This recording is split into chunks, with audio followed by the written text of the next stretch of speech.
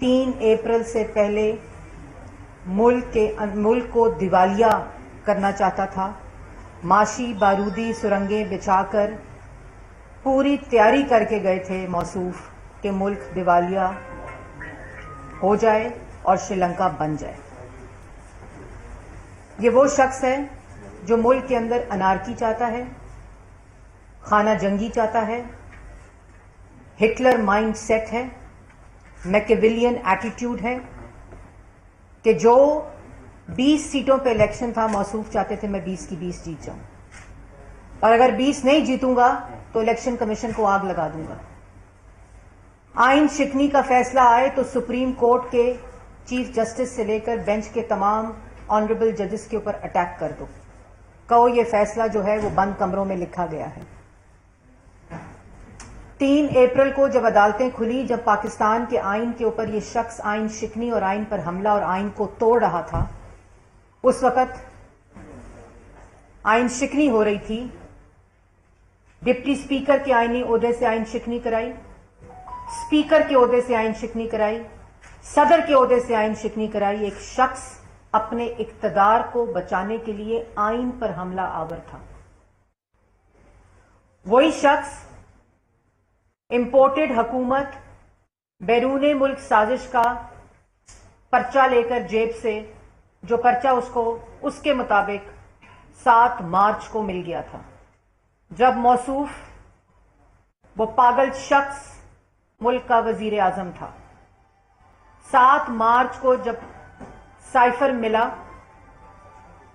उस दिन judicial commission क्यों नहीं बनाया?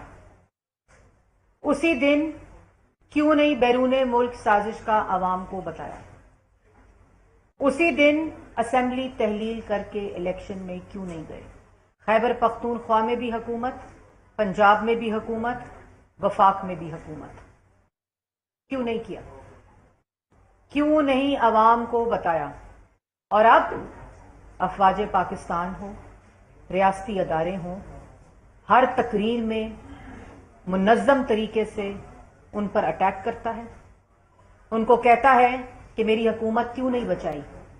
वो हुकूमत जो पाकिस्तान की अवाम ने तुमसे छीनी है, वो इक़्तिदार जिसने पाकिस्तान की अवाम को गरीब किया, मफलूज किया, बेरोजगार किया, भूखा किया, मुल्क की मईशत को तबाह किया, मुल्क की दाखिला और खारजा पॉलिसी को तबाह किया, मुल्क के अदारों को कमजोर करने की कोशिश की। कभी वजीर आजम हाउस के अंदर तैयबा गुल को अगवा करके, चेयरमैन नैब को कॉम्प्रोमाइज करके, उसकी वीडियो दिखा के, उसके सबूत दिखा के, पूरे अदारे को कॉम्प्रोमाइज करके सियासी मुखालफिन के खिलाफ केसेस बनाए। FIA के DG को वजीर आजम हाउस के अंदर बिठाकर धमकाकर ये केसेस बनाने के ऑर्डर देते रहे। जब उसने नहीं सुना तो नौकरी से निकाल दो। ये chief election commissioner Sikandar Sultan को जावेद इकबाल बनाना चाहता है, क्योंकि इलेक्शन कमीशन ने फॉरेन फंडिंग का फैसला देना है। जिस फॉरेन फंडिंग को गैर कानूनी, गैर आईनी तौर पर अपने मुलाजमों के जरिए मुल्क में पैसे मंगवाकर, अपने पार्टी ओहदेदारों के अकाउंट्स में पैसे मंगवाकर, अरबों की मनी लॉन्ड्रिंग करके आज मुल्क को जो नुकसान पहुंच रहा है वो इसी फॉरेन फंडिंग से पहुंच रहा है। ये वो शख्स है जो इलेक्शन कमीशन के ऊपर हमला आवर इसलिए है क्योंकि इलेक्शन कमीशन के चीफ इलेक्शन कमिश्नर को कहता था मुझे चोर दरवाजे से मिलो, जैसे FIA के DG को मिलने की कोशिश की, जैसे जावेद इकबाल को मिलता था तैयबा गुल के सबूत दिखाकर। और वो इलेक्शन कमिश्नर पे आज हमला आवर हैं जिसको अपॉइंट मौसूफ ने खुद किया था। हर जिमनी इलेक्शन में हार हुई, एक एप्लीकेशन लेकर इलेक्शन कमीशन के दफ्तर नहीं गए, धांधली का इल्जाम नहीं लगा सके। आज अगर अदारा तुम्हारी बात नहीं सुनता, इलेक्शन कमिश्नर तुम्हें चोर दरवाजे से मिलता नहीं है, तो तुम इलेक्शन कमीशन के ऊपर हमला आवर होते हो। یہ الیکشن کمیشن کو چاہیے تھا، اس کو اپیزمنٹ کی عادت ہو چکی ہے، اس میکیولین ایٹیٹیوڈ، رویے، فاشسٹ آدمی کو اپیزمنٹ کی عادت ہو چکی ہے۔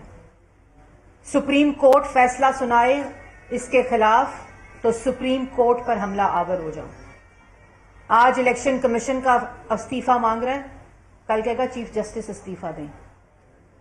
جو سیاسی مخالف اس کے خلاف بات کرے اس کو سزائے موت کی چکی میں ڈال دو۔ جو ادارہ اس کے خلاف بات کرے اس ادارے کا سربراہ استعفیٰ دے۔ جو میڈیا اس کے بارے میں بات کرے اس کو آئینہ دکھائے، ان کی زبانیں بند کر دو، گولیاں مارو، پسلیاں توڑو، ناک کی ہڈیاں توڑو، سینسرشپ کرو، ان کے پروگرامز چھینو، ان کے پروگرامز بند کرو، ان کے قلم پہ تالا لگاؤ۔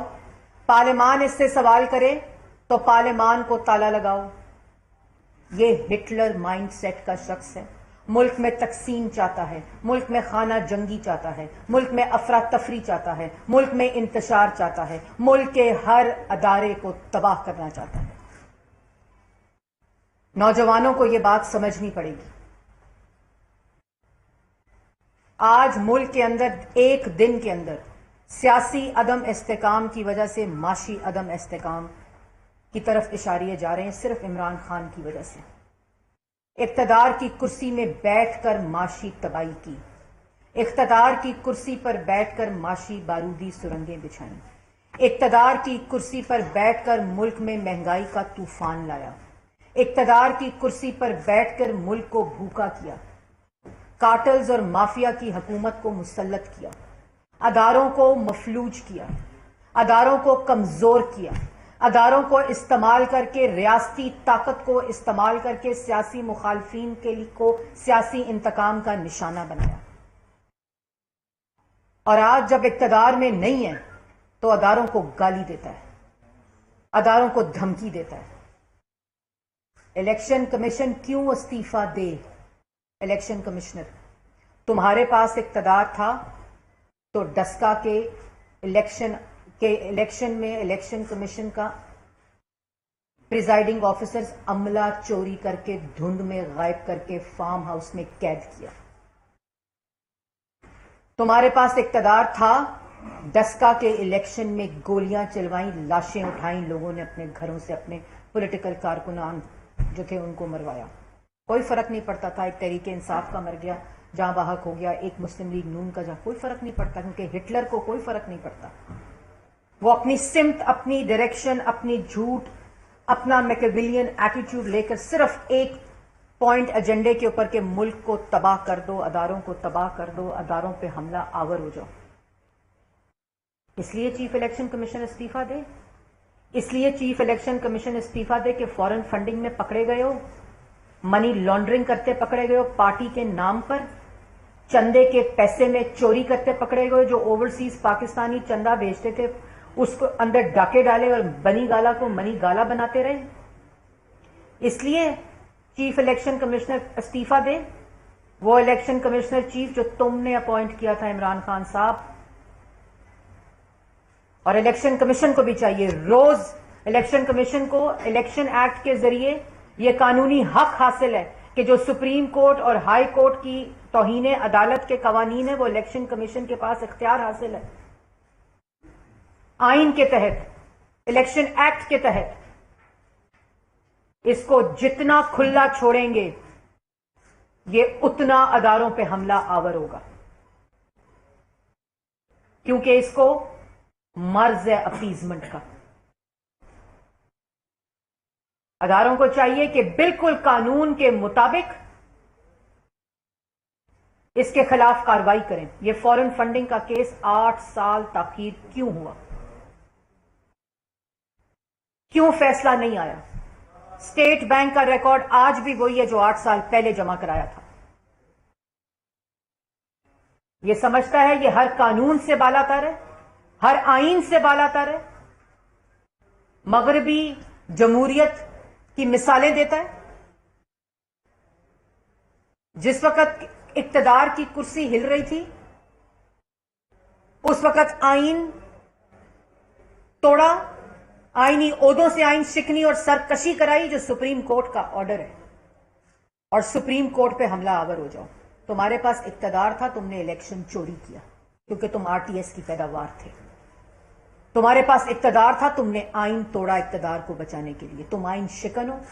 और ये जो आईएमएफ का मुआहदा करते हो ना, अभी आईएमएफ का $1 पाकिस्तान में नहीं आया। मैं पाकिस्तान की आवाम को भी ये बात बताना चाहती हूँ, नौजवानों को भी बताना चाहती हूँ, मीडिया को भी बताना चाहती हूँ। मीडिया को मालूम है कि अभी $1 आईएमएफ के मुआहदे का पाकिस्तान नहीं आया।